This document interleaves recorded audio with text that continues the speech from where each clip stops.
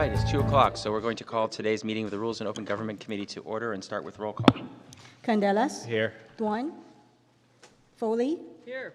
Kamei? Here. Cohen? Here. We have a quorum. All right, we're going, oh, Duan's here. Duan's coming down the stairs. First thing is to review the agenda for next week's council meeting, May 19th. It's scheduled for 9:30 closed session, 1:30 regular session, evening session cancellation, and the agenda starts on page 5. And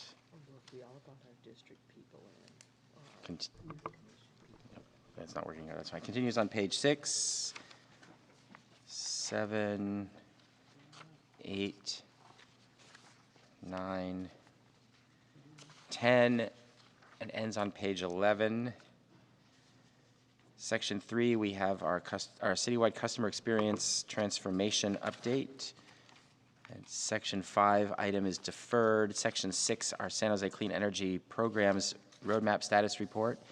And land use item 10.2, environmental review policy. Do we have any public comment? No public comment. Move approval. Second.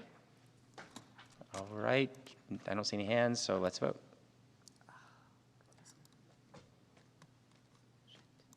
Can you vote verbally? Okay, all in favor say aye. Aye. Opposed? Abstentions? All right, motion carries 5-0. Now we're on to, we don't have a meeting to review for the week after. Happy Memorial Day. Consent calendar has 6 items. Do you have any public comment on consent? Ms. Rain, please go ahead and make your way to the podium. Okay. All right, back to the committee.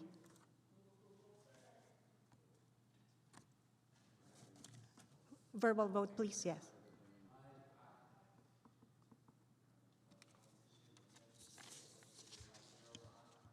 Not on. Motion carries 5-0. We're on to item C1, the ministerial approval memo, Tordios, Campos, Cohen, and Kamei. I think we already had a presentation last week. We have our early consideration form, so I'll turn it over to Lee to review early consideration form. I know that Chris is here as well if he wants to weigh in. The administration has deemed this a yellow light. I will ask Chris and his team to come in the box in case the Rules Committee has any detailed questions about the analysis and why it's a yellow. Okay. Do we have any public comment? Yes, Allison, please go ahead and make your way to the podium.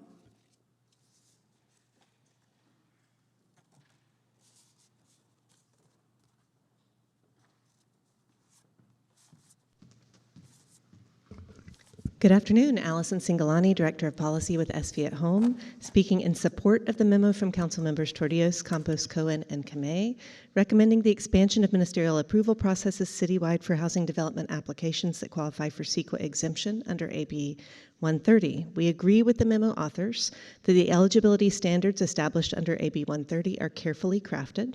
These projects must meet clear requirements related to location, environmental protections, and consistency with local planning goals. Larger developments must also comply with strong prevailing wage and skilled workforce standards. These are exactly the kind of infill housing developments San Jose should be encouraging, projects in existing communities near jobs, transit, and services, where new housing can have the greatest benefit and lowest environmental impact.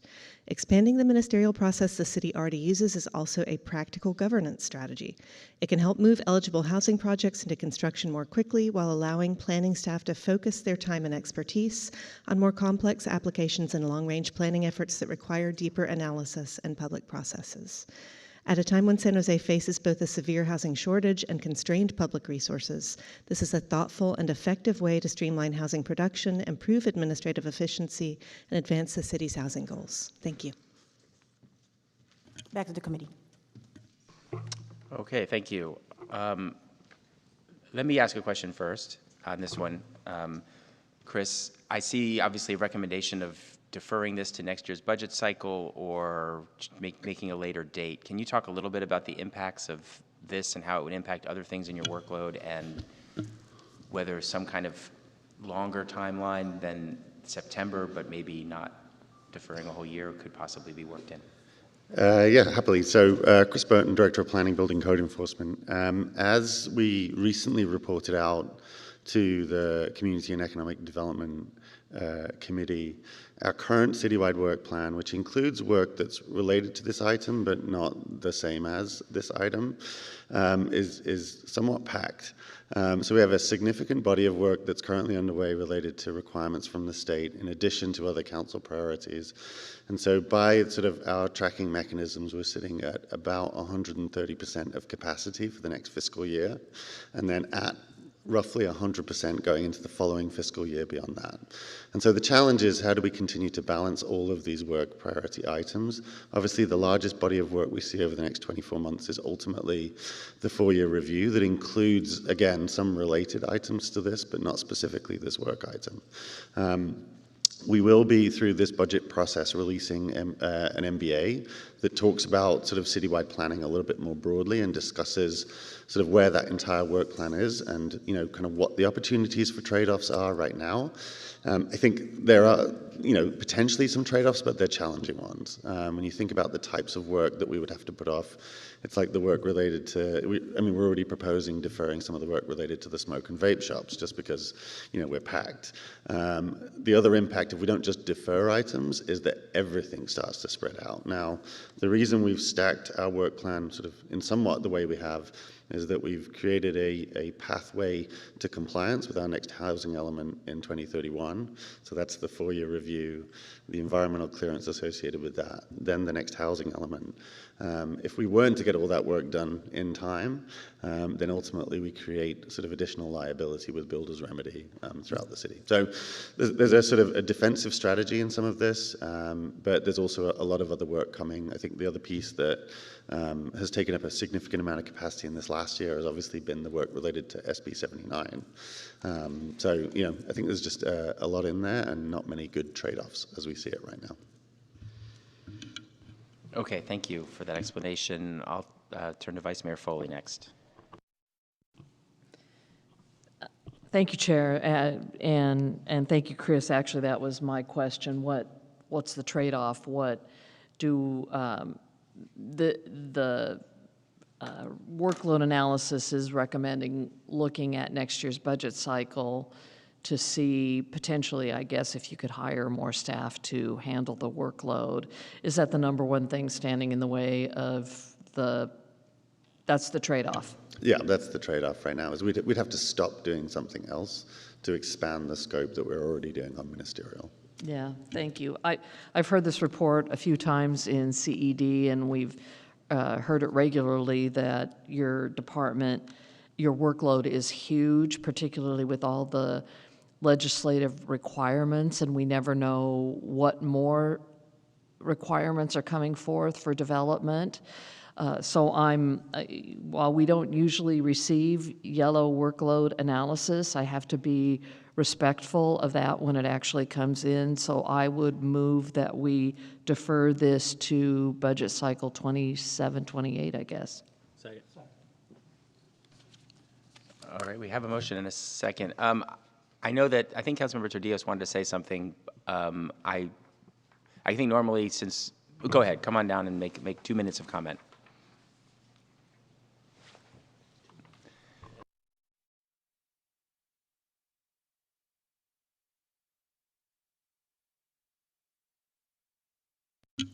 Well, thank you, Rules Committee members, and also thank you, planning staff, for the workload analysis. I will just say that this is obviously a topic that is of significant interest to the council.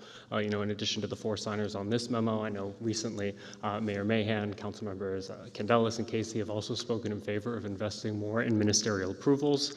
And I think that given how much priority this has been shown from members of the development community, members of council, housing advocates like we saw today, that it would make sense to get this in front of the full council for a full discussion in terms of how this stacks up against some of the other priorities on the existing PBCE work plan. I know that I can point to things in the PBCE plan, but I think this would have a more immediate impact in terms of addressing some of our housing and economic development goals. And I think if we look at what has been happening in some of our peer cities, I have, frankly, some questions that I would love the opportunity to suss out further about, some of the projected work for accomplishing this item, notably Mountain View. in January of this year, late January, moved forward with staff direction around a ministerial approval process for AB 130 compliant projects, and they were able to complete that work in under 4 months. It's coming back to council at the end of this month for adoption. So given that, I think that it would make sense to be able to probe a little bit some of the estimated work that is slated for this item here in San Jose. Obviously, PBCE here has different constraints in terms of their capacity, but I think allowing the council the opportunity to dig into that a little bit more thoroughly would be productive, and also to see how this fits in against other priorities on the PBCE work plan. Looking at some of the elements of that work plan, we don't necessarily see this as, competing with existing items so much as complementing or even superseding existing items. If you look at things like the downtown ministerial ordinance, which is still not scheduled to be complete for another 6 months or more, I think this program would accomplish similar goals, but in a broader manner and potentially making a little bit more efficient use of city staff's limited time. And at the same time, we can see that in Mountain View, they were starting from a much worse baseline. They did not have a local ministerial program to build off of.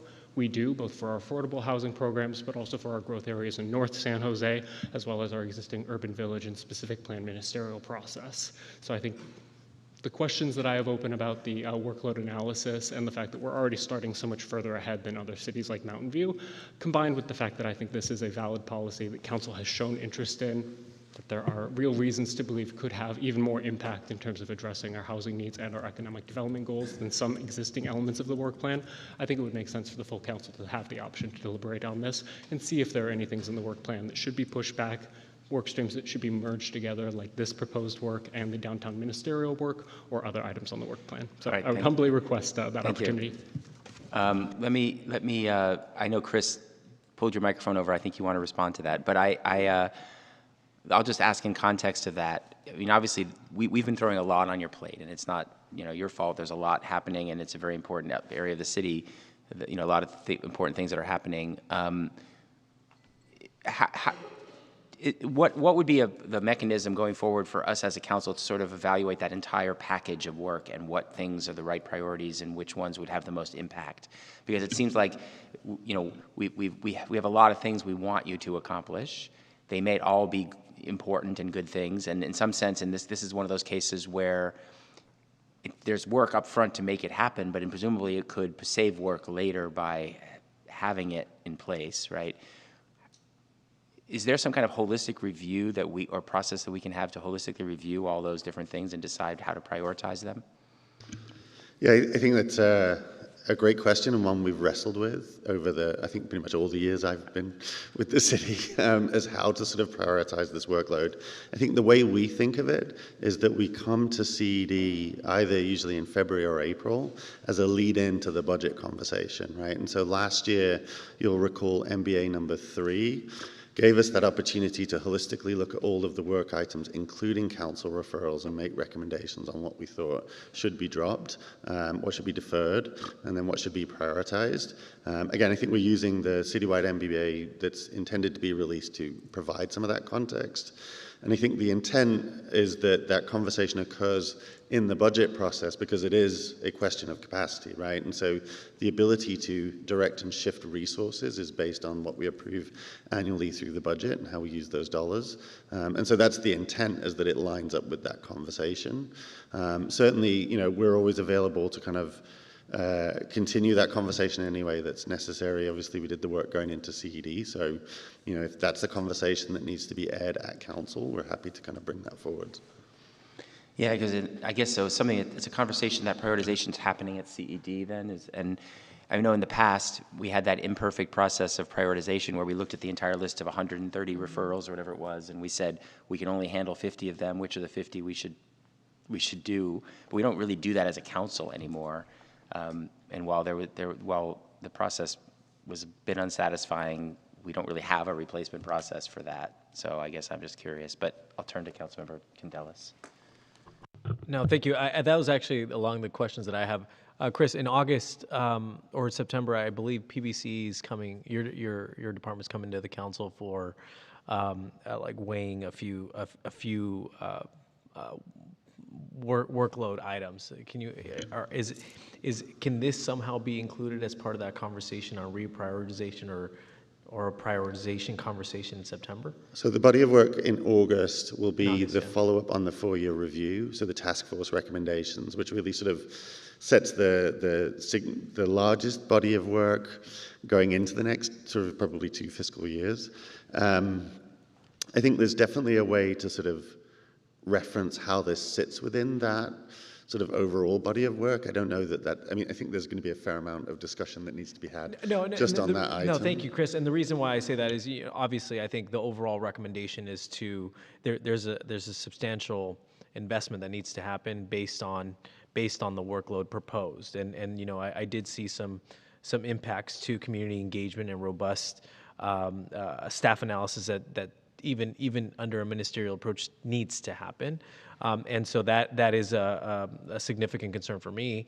But I think that to tee up the conversation in August, for us to have that as a council for the following year, whether it's January, February, or March, where we have this conversation or the study session, I think is a good starting point rather than kicking it off completely by nearly a year. That's just my recommendation, but obviously I seconded the motion. And If I can just jump in, I mean, I Please. think, the council always has discretion. What we've tried to build in with the council focus areas and bringing those back to council and back to committees is, that learning opportunity and what is working and what is not. So I also think, the manager's budget addendum for building more housing is out now, and there is, work that overlaps with this direction here. I certainly think those are also a chance where, if the Rules Committee wants to defer this into next year's budget process, which seems appropriate, but there's also check-ins at committee and council around those focus area. Is our problem statements and our work around that really working? And if it isn't, or if there's opportunities, to broaden this work, that's already happening around administrative processes and kind of the growth areas to more of a citywide approach in a timeline that's, not as aggressive as it is here. I think those are also opportunities where the council can give further direction based off of staff analysis. So I don't necessarily think we have to wait until, say, priority setting next year to see what is working and what isn't, and make changes in some of that prioritization. no, that's fair, and I appreciate that, and obviously we have a focus area that's intended to do, the goal of the council members' memo to rules is to build more housing, and so I look forward to that, and I appreciate that recommendation, Leland. Thanks.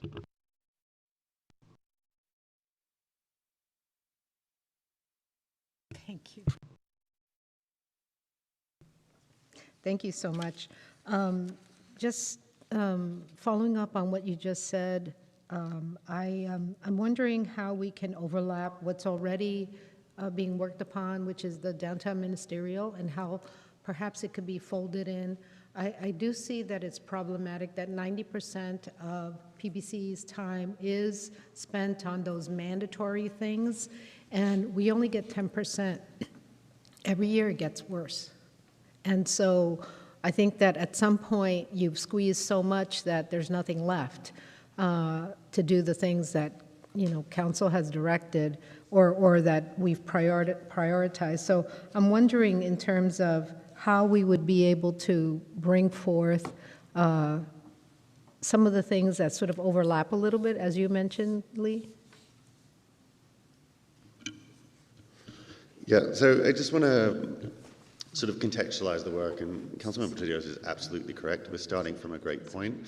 The city's already made huge strides in sort of how do we adopt a ministerial process that allows us to advance housing development, and it's absolutely something that's been a core part of our current housing element, and there's more work to be done.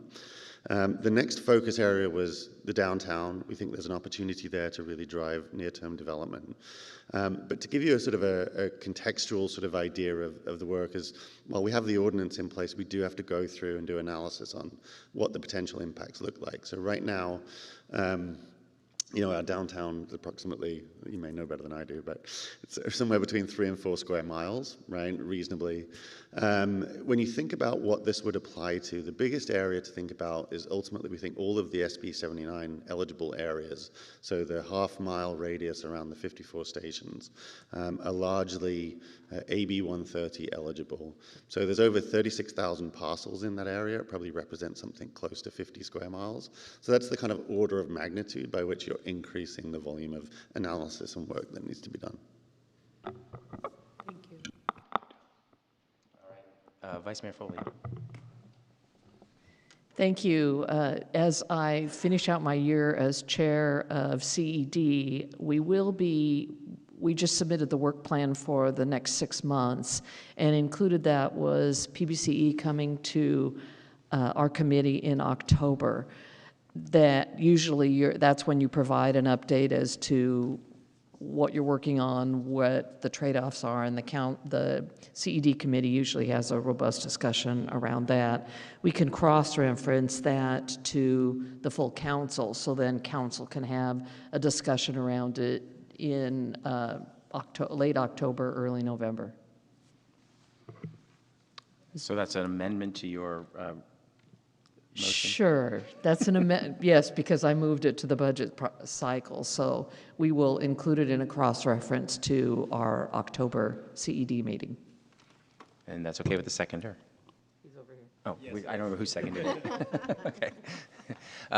That sounds like a good compromise, and that we have a chance, and we should put it on our calendars to maybe attend that CED meeting and give our input at that time. But appreciate that compromise. It gives us a chance to have this conversation sooner than next spring about how to prioritize these different things that are happening. All right, so let's vote. All right, the motion carries 5-0. I shouldn't have said abstain before. Now we have the option in there. I shouldn't have that. All right, motion carries 5-0. Thank you so much, and thanks, Anthony. We are on to our second item, which is a memo with Candelas, Ortiz, myself, and Casey regarding remote public participation at meetings. So I'll let Councilmember Candelas kick us off. Yeah, thank you, Chair. I just wanted to thank my co-authors on this memorandum to see how we can accelerate essentially the implementation of SB 707. Especially in time for the budget process. Yesterday we had our first hearing, which was well attended-ish, but historically we've had dozens and dozens of folks from our community calling in, or attending in person before that actually calling in. But I think it would be helpful for accessibility for our community, and not just for those who work and can't necessarily take the physical time off, but also for those with physical and or differently abled who may not make it to City Hall as easy as those of us who can just hop in our car without any other issues. But anyways, so I guess Tony, I know we are coordinating with the City Attorney's Office to try to get this implemented. Any thoughts, comments, and or movement on this to see when we can see this implemented and by which council meeting? We could bring it back to council for approval on June 2nd, along with updates to policy 039, which is the code of conduct and how we handle public speakers. So that's already drafted, just need to write the memo. I think it's got one last attorney to look at it, but that's already drafted. So if we can bring both of those back on June 2nd for implementation for the June 8th budget hearing. Okay, perfect. And then I guess the direction would be, is it just for the budget, or would it be for all council meetings? I believe it was the intent of the council meetings for the rest of the year. Okay, I just wanted to make sure that was clarified for the record. Yeah, thank you. Yeah, with that, I'll move our memo. Is there a second? Well, I'll second. I know we have 10 cards, so let's move on to public comment. Okay. As I call your names, please go ahead and make your way to the podium. Alex, Michelle, Karen, and Rachel.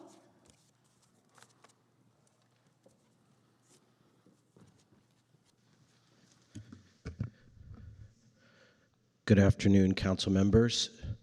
Thank you, Councilmember Candelas and Councilmember Cohen, for your memo on this item. This is a long-standing priority of the organization for which I work, Catalyze Silicon Valley.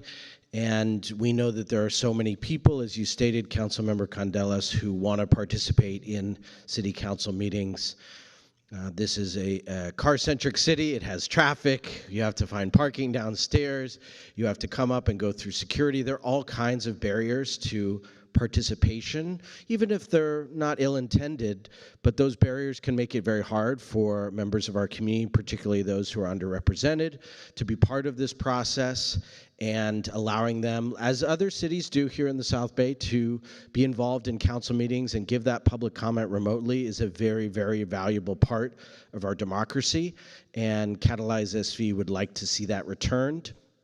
We do not believe that going backwards and only doing it for this year. I know, Councilmember Candelas, you were just talking with the clerk about this, but we think that this should be continued forever going forward. This is a best practice in terms of inclusivity and accessibility, and we don't want to continue to confuse members of this community, whether this does become accessible again and then does not. So we're hoping the clerk can put in place measures to make sure that the dialogue is respectful, that there isn't xenophobic or racist or bigoted comments that come to you, because we know that those are upsetting for all of us. And yet, democracy is messy and it requires protections to make sure everyone can be included. So thank you again, Councilmember Cohen and Candelas, for your memo. Love to see this, and very, very supportive.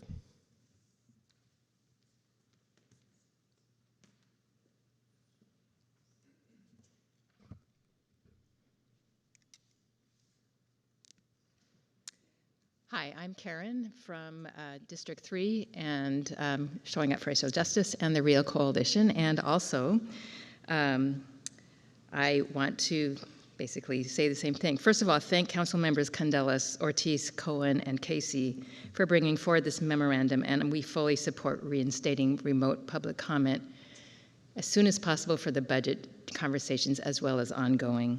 Civic engagement takes real commitment, and our city's richer for it, but coming to City Hall is a luxury and a privilege. Making public comment should not be. Remote comment makes democracy more accessible, and that supports our city's commitment to equity, inclusivity, and transparency. And I'm going to read testimony from two people that would be making their own comment if they could do it remotely. Laura Lopez, who's a parent advocate, says, "Bring back remote access to San Jose now, please." And Per, who's a self-advocate, says, "Remote participation in civic meetings matters to me because of transportation needs and the time required to attend long meetings in person. Without the ability to attend in person, to listen and to speak, people with disabilities and their support networks are effectively shut out of decision-making, continuing a long pattern of exclusion simply because access needs differ from the norm.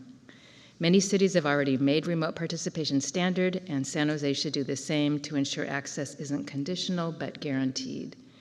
Reinstate remote participation in San Jose to prevent exclusion of people with disabilities." Thank you.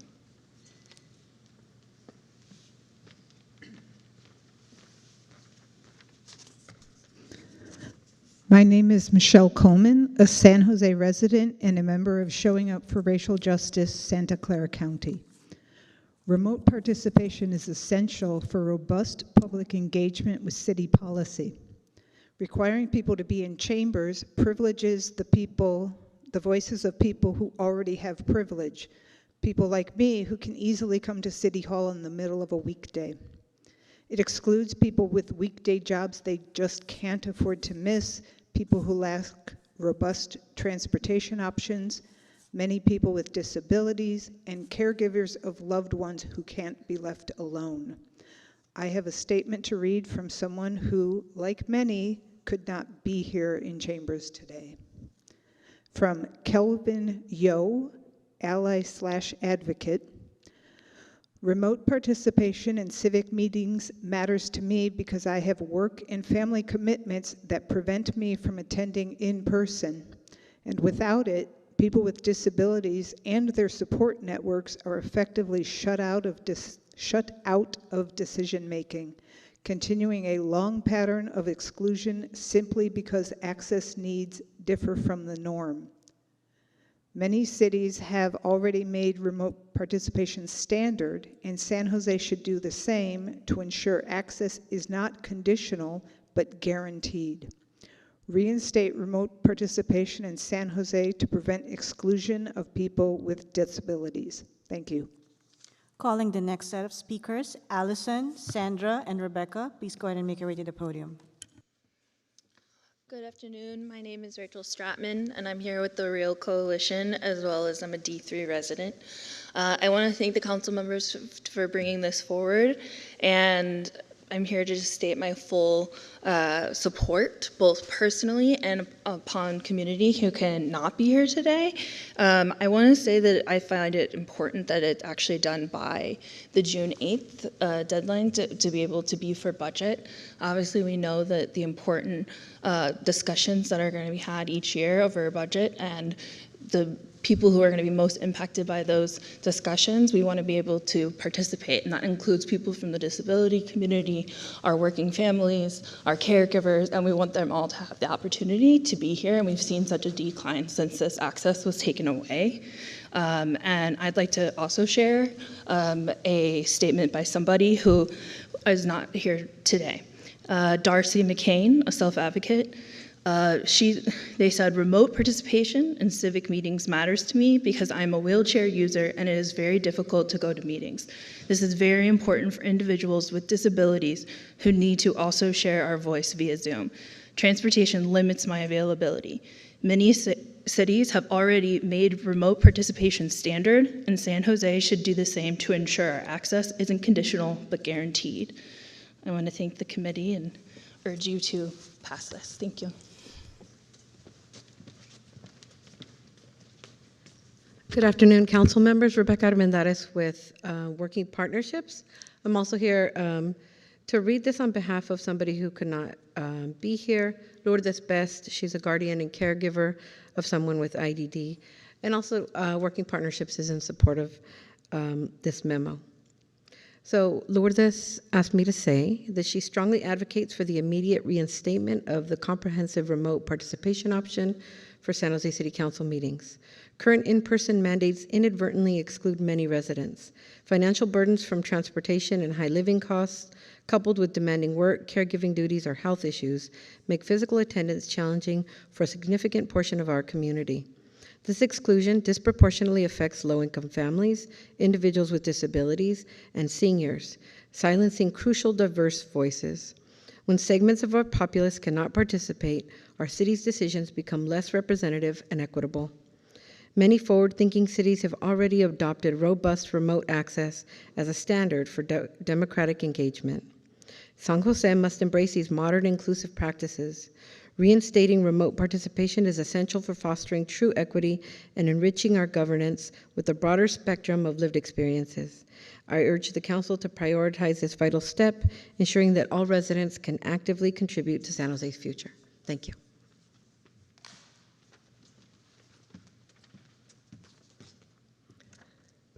Good afternoon. Allison Cingolani, Director of Policy with SV at Home and D5 resident. Speaking in support of the memo from Council Members Candelas, Ortiz, Cohen, and Casey, recommending full Council consideration of the reinstatement of remote public participation for City Council meetings in time for the June budget deliberations. I'm very happy to hear the update from the City Clerk that we can do this on this timeline. San Jose is one of the most diverse cities in the country, and nearly half our residents are low-income households. Many of the people most impacted by council decisions face real barriers to attending long in-person meetings, especially the budget hearings that we know can last late into the night. Parents working multiple jobs may not be able to leave work early or secure childcare. Seniors and residents with disabilities may face transportation or mobility challenges. Workers with long commutes, caregivers, students, and residents without reliable transportation are often effectively excluded from participating in person. Remote public participation, when we have had it in the past, helped expand access to local democracy. It allowed more residents, especially those historically underrepresented in civic processes, to share their experiences directly with council. For many people, calling in remotely is not a convenience. It's the only realistic way they can participate.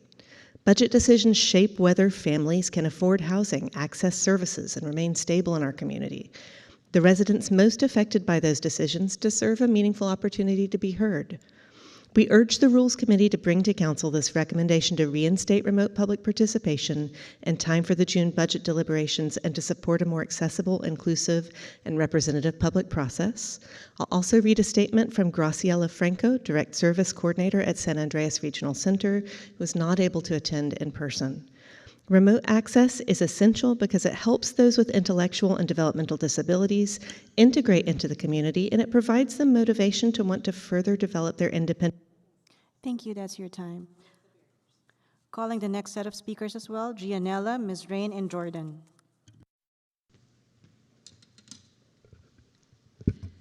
Good afternoon. My name is Sandra Asher, longtime resident of D10, member of the Real Coalition, and board member at Parents Helping Parents. I'm here to express my support for the memo by Council members Candelas, Ortiz, Cohen, and Casey to return remote participation commencing with the June 8th budget hearings.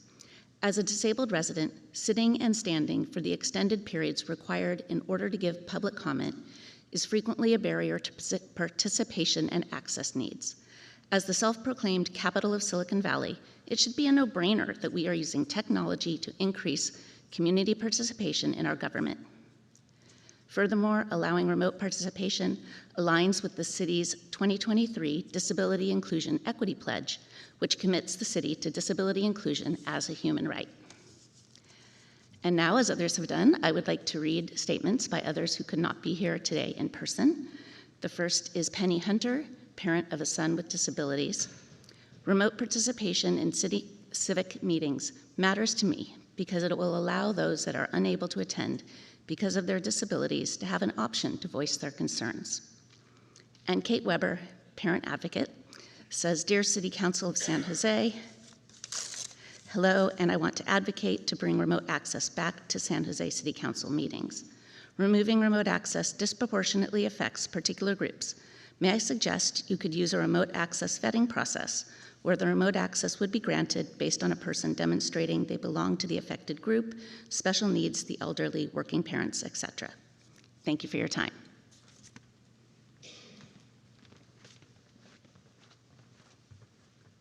Hello, my name is Janelle Ardonias, and I'm here with SPCN, co-convener of the Real Coalition, and I'm also a D1 resident. I want to thank Councilmember Candelas, Ortiz, Cohen, and Casey for bringing this memo forward, and we are fully in support of reinstating remote public participation to Council by June 8th in time for the June budget deliberations. The removal of remote participation has made it challenging and nearly impossible for people with disabilities, working families, and caregivers, immunocompromised individuals, and anyone who isn't consistently able to attend in person to weigh in on the important decisions being made by this council, leaving out a significant portion of our community from being able to participate in our democratic process.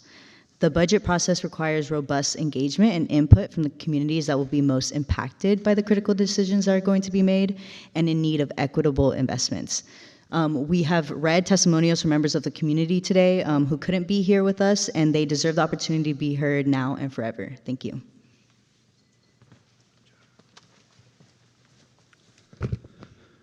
Hello, how are you? How you guys doing today? Ms. Raim Mendoza. I live in D7, I work in D5, and I live in the city of San Jose. I'm so glad that this item is coming up because so many people has been disenfranchised of public comment in the city of San Jose since the public comment went away. I remember when I first started advocating and speaking here in the city council, I started doing it over Zoom in 2021. And then all of a sudden it went away. I think that's a shame because they're taking our voices away. So many of our communities are afraid, as you can tell, and as you can see, so many people do not come here to give public comment. And we need to make it possible for the immigrants communities that are being attacked right now as well, okay? And for the working families, because remember, we're trying to be active civically in our city, But with barriers, it's impossible to do that. So I hope this goes forward, and I hope it stays for the long term, because we need it. And with immigration purposes, more news are coming up in the next couple of years, and in the next couple of days. So let's keep our ears open and our eyes open as well. Okay? Thank you, guys. Jordan Moldow, District 3 resident and also chair of the Bicycle Pedestrian Advisory Committee, speaking on behalf of myself. Needless to say, I agree with everything that's been said so far, so I'll try and make some slightly different points. I'd like to see the memo be supported and adopted. I'd like to see it move forward today, given that we know that this is already in the work plan because it's due by July 1st. I'd like to see this move forward to council faster rather than slower. This benefits yourself as well. Do you want to be the council member who gets sick and misses an important budget vote, or comes in and gets their colleagues or their staff sick? If you have Zoom comments, you can participate remotely with just cause. So this is in your benefit to adopt this. I'd also like to address the standing committees and the advisory committees. SB 707 only requires Zoom for the council itself, but I'd like to see the memo broadened to include the advisory committees and the standing committees so that they can participate remotely. Some people mentioned the cost of coming into council in terms of time and money, rather than trying to save on expenses by getting rid of taxes that fund our roads. We can make it so that people don't have to jump in a car in the first place and can attend remotely. Finally, I'd like to mention that advisory committees are allowed to request that they able to use the additional provisions of SB 707. And the BPAC has previously sent in a letter, which should have been received by all the council offices, requesting the ability to use the additional provisions to give us additional flexibility, because we want to be able to get members participating from all over the city, and the flexibility would help. And again, if we get sick or have a work commitment,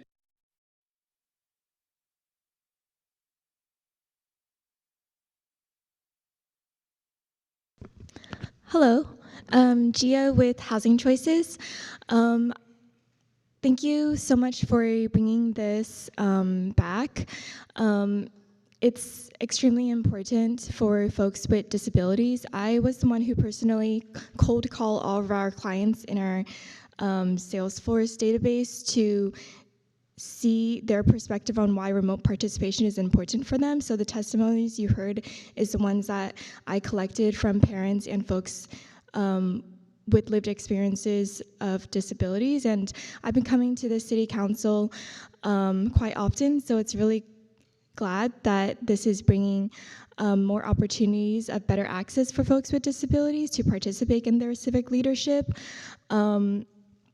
A lot of folks with intellectual and developmental disabilities, maybe they don't have transportation here, so being able to participate remotely is going to really benefit them in their inclusion in the community, for their voices to be heard. So I really appreciate each and every one of you city leaders on choosing to keep in mind of access for the disability folks. And thank you so much for city staff. Back to the committee. All right, well, thank you to for everyone who came out and spoke about the importance of public comment. Let's turn to Vice Mayor Foley first. Thank you. Thank you for the memo from my colleagues and for the community members who came to speak in person. This is a law that goes into effect as of July 1st. We have to conform to this anyway. So I'm glad to actually support it going forward for the budget session. I think that the hearing on the 8th is really critical, that we hear from as many folks as possible. So just a follow-up question for you, Tony, a couple questions actually. On currently, you believe the memo that you have, we can implement at the June 2nd council meeting? Is that your thinking? Yes. So if or that we'd approve it at the June 2nd council meeting? If you approve it on June 2nd, we're ready to go immediately afterwards. In June, on June 8th, okay. Yes. And you already stated, Councilmember Candelas, that your intent is for the rest of this fiscal year, July 1st is when we'd have to implement it. Right. Anyway, we don't have any council meetings in July, Right. so effectively it would be August 1st. I have a question for you regarding the commission, standing committees, and advisory committees. Many of them, or some of them, have expressed interest in having hybrid meetings. Is there flexibility on that? How do we, will your memo address that capability? I know BPAC in particular is very interested in having hybrid meetings, but will that allow the committees themselves to make that decision, or the commissions? The current recommendation is to just bring it back for council. I am not opposed to coming back and recommending that we open it up for everybody, but we kind of thought there should be a few months to make sure we've got everything settled, make sure the technology's working. But if council wants to bring it back for boards, commissions, and committees sooner, or to give them the option. Typically, we've done all of one or nothing. If it applies to council, it applies to everybody else. So that's what we've done in the past. SB 707 says we only have to bring it back for city council, not city subcommittees, not boards and commissions. So we were going to just bring it back for council. But it's kind of up to you guys. Okay, well, I mean, traditionally, we've brought it back for everybody. Okay, I guess I would like to see that occur, but I guess more importantly, what you're saying is it's all or nothing. That's what we've done in the past. Okay, so the committee, standing committee or advisory committee cannot make the decision currently on their own, or ask us to make the decision for us. We are bringing back changes to policy 04 probably in August. There is budget direction to reduce the number of boards and commission meetings, possibly consolidate or eliminate boards and commissions and committees. And we can add that to 04. We can add a provision into 04 that would give them the flexibility to go virtual, and then it would be their choice. Or we could put that in the staff memo as an option, instead of having it in policy 037, and I misspoke earlier, I said 039, but it's 037. Okay, so I guess that decision doesn't need to be made at the moment, but we, if we're concerned about it, we can bring it up either as a memo on June 2nd, or wait till August till your memo about consolidating commissions and maybe eliminating and changing the amount of meetings, that sort of thing. That might be the time to yeah, we could easily add that discuss. Flexibility into 04. Okay. So those who feel they can handle it, because again, I mean, I have a lot of staff you can see that sit with me. That's how we're able to handle it. For some committees and commissions, it just might be too much work for their staffing levels. So I think it's better to give them the flexibility than to force them. I understand, but there are commissions like the Planning Commission Planning's a little different. that would be really critical, and BPAC wants it, so I know they would vote yes.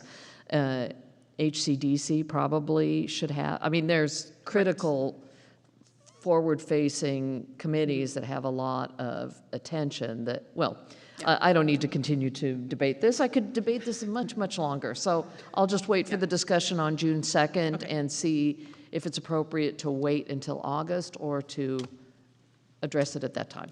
Thank you. Councilmember Dewan. Thank you, Chair.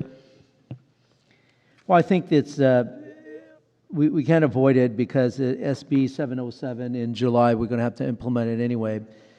So I would like to ask for friendly amendments to adopt this all the way through until July 1st, because we're going to activate it anyway. I think that's in the motion. Yeah, already. that's in the. That's in the motion. Okay. Okay. Basically for 4 council meetings in June. Correct. Yeah, just only in June, but what about It goes in beyond. August and then Well, September. by law, we have to do it. Well, we have to, by law, by July 1st. By July 1st, Yeah. but I thought it was July 1st of 2027. No, 2026. 26? Yeah. There might be, I think, I was just told there may be a typo in the memo, but SB Oh, got it. 707 goes into effect July 1st, 2026. Okay, so thank you, because there is a typo in there, is it 2027? That's our bad. Thank you very much. Thank you, So, thank you. Here we go. It is Thank this you. year. Okay, Councilmember Kamei. Thank you so much. Civic engagement and access is really important, so I thank you for bringing this forward. My understanding, Tony, was that we were going to have a new system in place. Is it going, so my question is, if it gets implemented in time for June budget. It won't. Okay, no, but I mean, what we will have is not the new system that we are anticipating having in the future. Yes. So you'll have something. It'll be the same thing that we did before. So we've already done this. People will sign up onto Zoom, they'll raise their hands, we'll give them permission to speak, and then we remove their permission to speak. They can also phone in to Zoom, so if they don't have a computer or prefer to do it by phone, but it'll be the same system that we used during COVID. The new system, the new software that we're trying to get before the end of June, at least get an agreement with it, is more robust, more exciting, makes things a lot simpler for staff, makes things better for the community. But right now, we have it the way we've had it before. And Okay. we've been testing it. We've actually been running Wordly through Zoom, so we have the interpretation on Zoom for people who speak on Zoom. The interpretation will be heard or will be seen on the captions unless you have your headset, and then you can hear it on your headset. So all of that's running, but it's just through Zoom like we had before. Okay, but we will have something different later on. We correct? hope to. We We hope have to. okay. We have a lot of. I think we have three more levels of approvals to get through, but we're working on it. Okay. Yeah. Okay.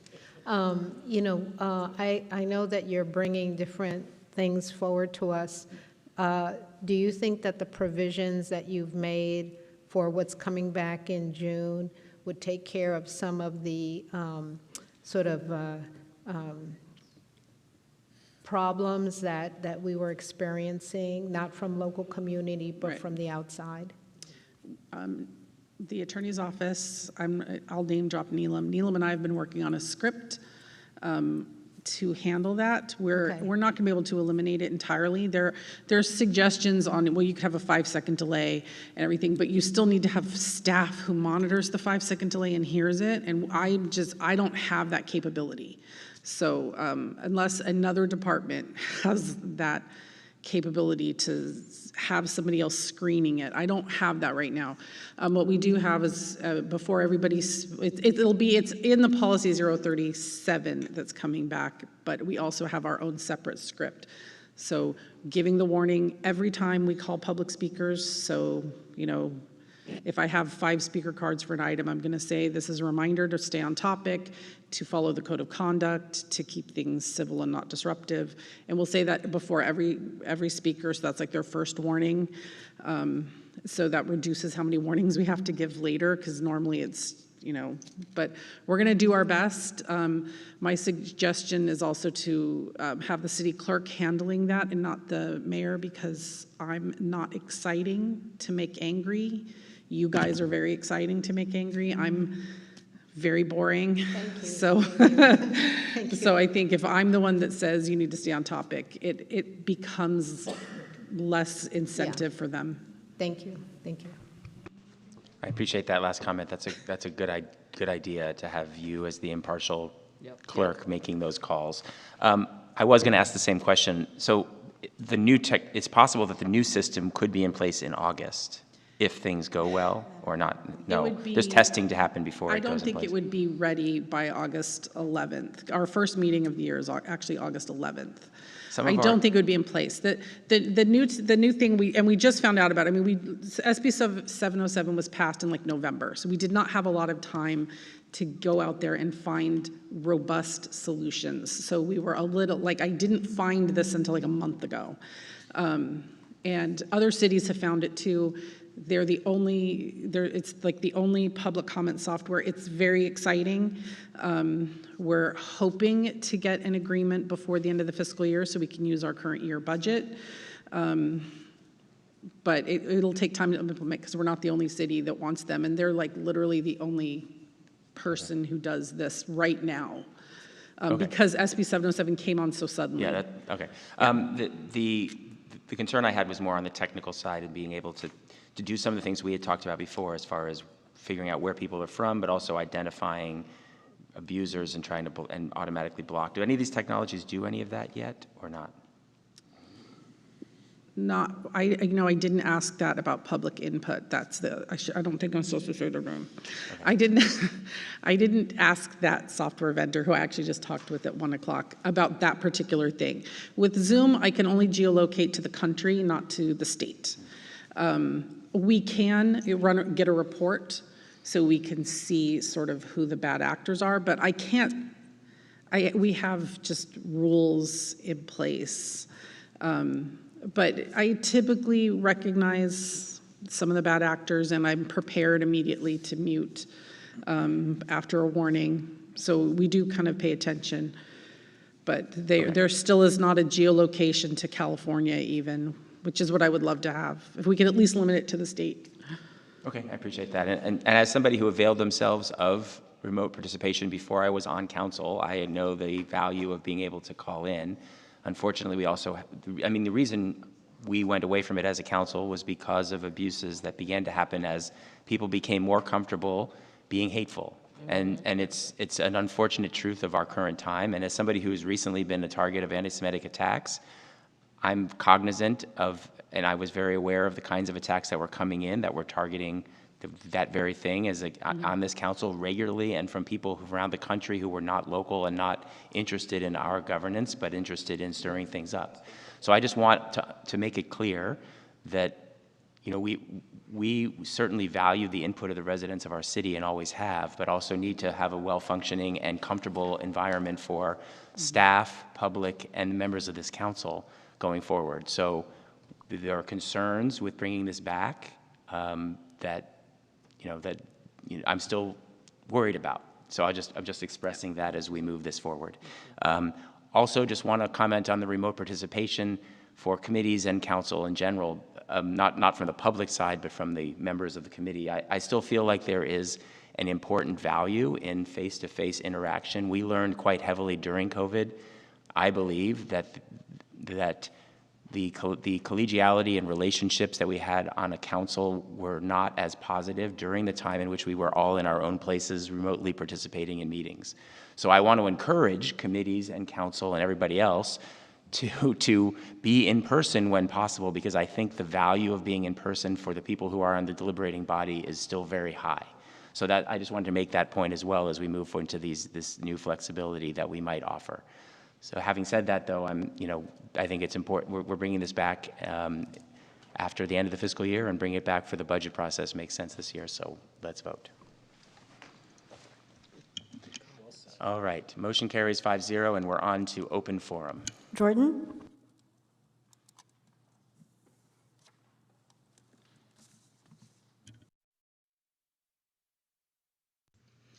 Jordan Moldow, District 3. I was watching on YouTube some of the discussion yesterday at the budget hearing. I think I heard mention, and I think it was from Councilmember Condelas, talking about cap and invest, formerly cap and trade, hopefully trying to be able to pull some dollars there for environmental projects. I just want to bring to the council's attention that CARB is currently looking into changes to the cap and invest program. I think they were scheduled to remove credits out of the system. So, amounts of emissions that you're allowed to do would decrease slowly over time.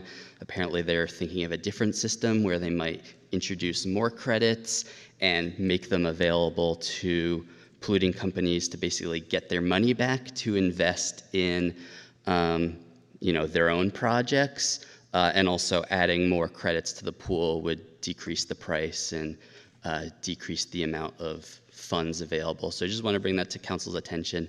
I don't fully understand it myself, but that's my best understanding of it. But folks who care about that money being available and the economics around cap and invest, I hope you might speak to the lawmakers or speak to the CARB themselves about that issue so that that pot of funding remains available and robust. Thank you.